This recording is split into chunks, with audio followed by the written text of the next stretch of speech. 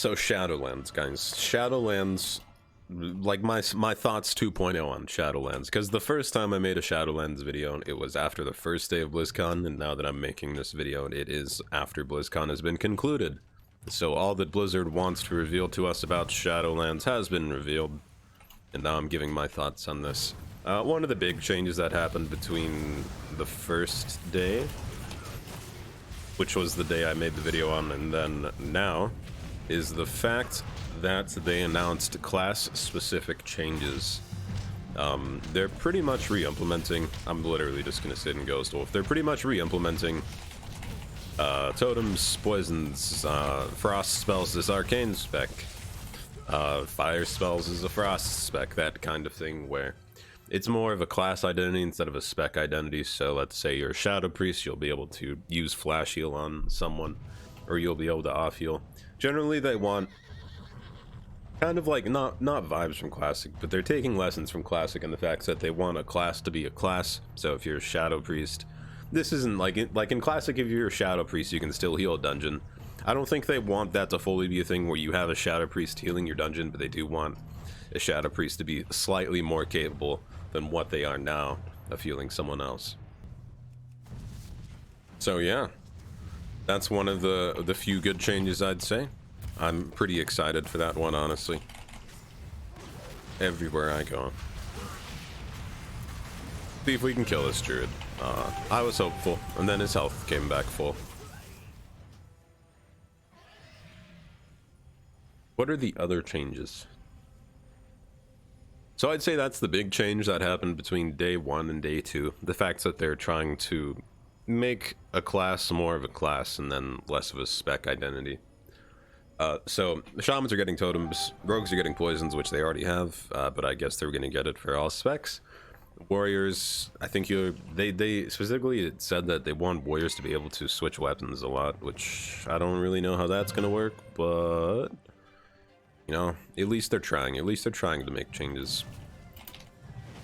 There was another one. Oh, it was the mage. Oh, they're bringing curses back too. Warlocks will finally have Curse of Tongues and Curse of... I don't think they'll have Curse of Elements because that sounds a little broken, but they'll have curses and whatnot. Curse of Weakness, I believe, was on the panel, and there is screenshots of what abilities, or what they presented at BlizzCon. There are screenshots on like MMO Champion and all those things of what classes and what abilities they are actually kind of changing. One of the things that really interests me about this, about the new expansion, is the fact that they're changing leveling. Someone who has a server full of 120s and has leveled many toons max level in previous expansions just for fun, I'm glad to see that they're changing the leveling experience. I'm not necessarily sure why they're making it so leveling's even faster now. Personally, I think leveling's pretty fast right now if you know what you're doing, but there will be less levels. It is something I'm generally just gonna have to play out and feel. 1 to 10, there is a new leveling zone as well, just like as I think both factions go there now, but it's pretty much just a new leveling zone from 1 to 10, and at the end of that 1 to 10 leveling zone there is a dungeon you do. So I probably will be leveling a new toon when Shadowlands drops, just to see, I guess, how all these systems work, specifically the system that has to do with making it so you can choose what expansion to level in. Personally, I'm never going to level in BFA again, probably never going to level in Warlords, and maybe I'll level in Pandaland.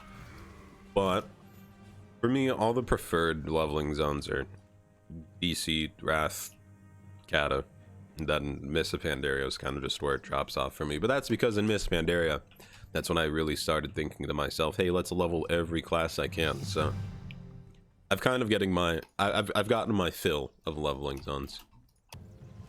Another one of the changes that they have announced is the fact that they plan on you getting a new ability every level from 50 to 60.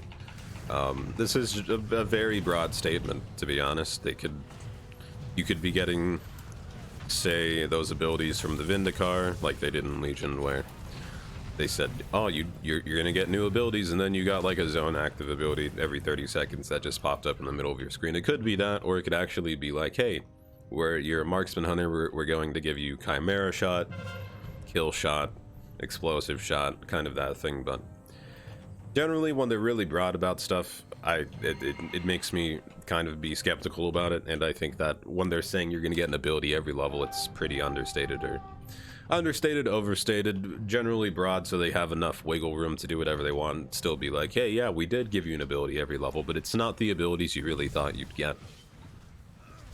That's my thoughts. I do think the abilities every level thing will have to be something we're going to have to see when the expansion actually comes out. General hopes just to get those out of the way for the expansion as well.